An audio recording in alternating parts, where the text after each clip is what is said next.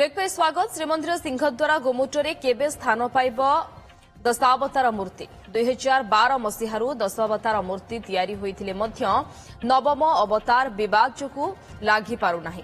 पौराणिक तथ्य अनुसार प्राय 150 वर्ष तले सिंहद्वार को शंकराचार्य निर्माण कराइथिले। तेबे नवम अवतार को नहीं विवाद पर दीर्घ 13 वर्ष हेब लागि पारिनी दशावतार मूर्ति। 2 दिन तले श्री जगन्नाथ सेना पक्षरु प्रस्तुत दशावतार मूर्ति आनी श्रीमंदिर सिंहद्वार सम्मुखें प्रदर्शन करा जायछि। श्रीमंदिर प्रशासन एवं राज्य सरकार को एथिपाई 1 मास समय दिया जायछि। प्रशासन यह न लगाइले बाध्य हुई भक्तों सहायता श्री जगन्नाथ सेना एवं यह लगाइब बोली कहिछि। सेपटे परिचालना कमिटी निष्पत्ति पर पदक्षेप नियाजिब बोली कहिसंति श्रीमंदिर मुख्य प्रशासक।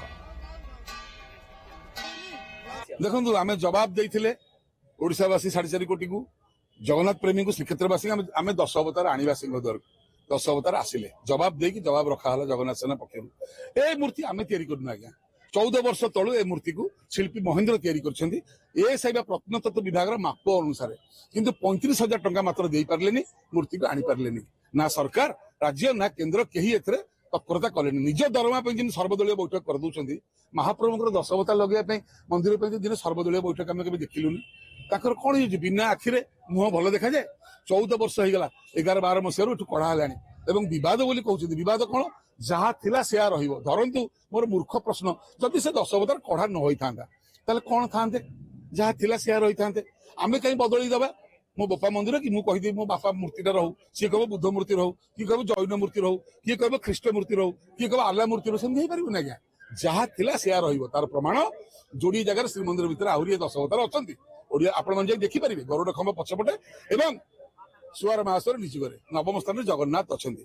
आर्कियोलॉजिकल सर्वे ऑफ इंडिया मते ऑर्डर करथिले 10 अवतार करिया पई एवं जो चून गोडर लागिथिले तार फोटो भी मते देथिले एवं तांका हिसाब रे कामटे भी तैयारी हेतला। सेतले 3 मास समय रे काम करिया पई हम कहिथिले एवं 3 मास रे काम सरिथिले भी काम 3 मास रे सरिथिले। 10 जो हिसाब फोटो देथिले सेही हिसाब काम देथिले सेही हिसाब रे काम भी हेछि। तादरे हम किछि परिवर्तन करिनु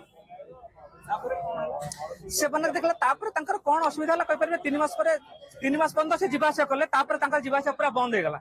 मु 3-4 थर जाई तांकर ऑफिस रे जोगाजोग करछि भुवनेश्वर ऑफिस रे से माने सबले कहचन जे आमे आप दिल्ली जाउछु आसिले आपन को जणैबु नबु कि नै ते पन तो किछि मते खबर देन 14 वर्ष सिंहद्वार गुमुटरे आपण माने जानि छंती 2012-13 बेल को जेते बेले सिंहद्वार गुमुटर मरामती बा संरक्षण कार्य हला सेते बेले जो दशावतार मूर्ति लागितला ताकू बाहर कर दिया जायतला ताहा चून पत्थर रे बा स्टुको रे सेटा हेइतला एवं एएसआई रो जो नॉर्म अछि सेतरे नुआ लागि परिबो नाही बोली सेतले सने कहितले एवं नवम स्थान रे जगन्नाथ महाप्रभुଙ୍କର अवस्थिति थिला सेठी एवं महाप्रभु जेतु निजे अवतारी तेनु अवतार हिसाब रे काहे कि रहिबे बोली सेते बेले अनेक तर्क आस्तला।